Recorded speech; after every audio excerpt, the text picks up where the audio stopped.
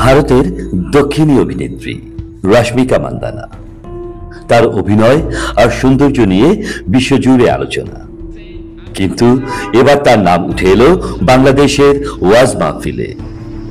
হ্যাঁ, ঠিকই শুনেছেন। কিভাবে, চলুন দেখে নিই। রশ্মিকা মান্দানা নাম শুনেছেন? চেহারার কাটিং এ এখন পৃথিবীতে 1 নম্বরে আছে। এই মহিলার দিকে একটু আল্লাহর নাম নিয়ে তাকাবেন, দেখেন তো কি সুন্দর করে আল্লাহ তারে বানিয়েছে। বাংলাদেশের জনপ্রিয় ধর্মীয় বক্তা মুফতি আমির হামজা তার এক ওয়াজ মাহফিলে উদাহরণ দিলেন রশ্মিকা মান্দানা। কি বললেন তিনি? এখন সবচাইতে বিশ্বে সুন্দরের তালিকায় যাদের নাম আছে 1 নম্বরে যে মহিলার নাম পাওয়া যাচ্ছে, ইন্টারনেট ঘাঁটবেন, 1 নম্বরে বিশ্ব সুন্দরী দুনিয়া না 257টা রাষ্ট্রের ভেতরে চেহারার এই কাটিংটা সবচাইতে সুন্দর যার, রশ্মিকা মান্দানা নাম শুনেছেন? চেহারার কাটিং এ এখন পৃথিবীতে 1 নম্বরে আছে।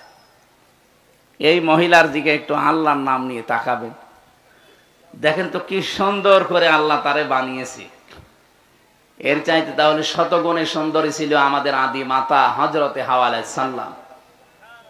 কি বানিয়েছিলেন আল্লাহ তাকে। 2 নম্বরের নাম পেয়েছে হযরতে জুলাইখা, ইউসুফ নবীর স্ত্রী। 3 নম্বরে নাম পেয়েছে ইব্রাহিম নবীর বড় স্ত্রী হযরতে সাহারা রাদিয়াল্লাহু তাআলা আনহা। কিন্তু কে এই রশ্মিকা মান্দানা? কেন তার নাম এভাবে উচ্চারিত হচ্ছে?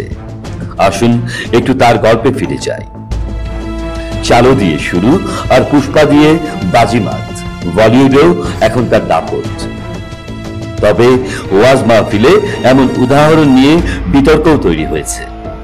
কেউ বলছেন এটি সৌন্দর্যের মহান প্রশংসা, আবার কেউ বলছেন ওয়াজের আসরে সিনেমার প্রসঙ্গ আনা ঠিক হয়। রশ্মিকা মান্দানা শুধুই একজন অভিনেত্রী নন, তিনি সৌন্দর্য, সাফল্য আর জনপ্রিয়তার অনন্য প্রতীক।